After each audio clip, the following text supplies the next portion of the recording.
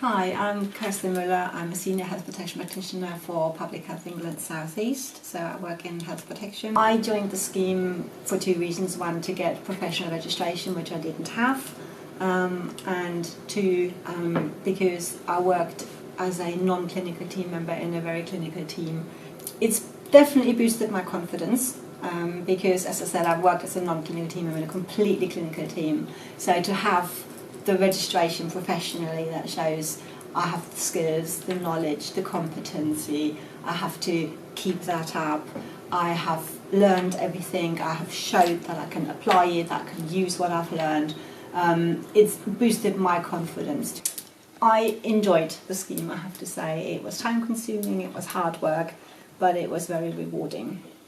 Just to be able to now put in the bottom of my email, I'm a registered professional, here is my registration number, you can check up on that.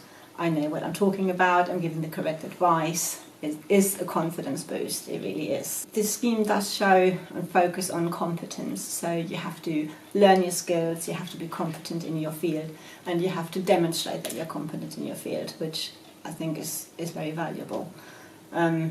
As a line manager and recruiting staff, I would value someone to have the UKPHR registration, because I now know, being registered like that myself, the breadth of knowledge and competency that's required of someone who has that registration. The commentary writing itself is hard work, because I found the writing very different to how I would normally write a piece of work or a piece of documentation for my job, because you have to write it all in the I form. So I did this, I did that.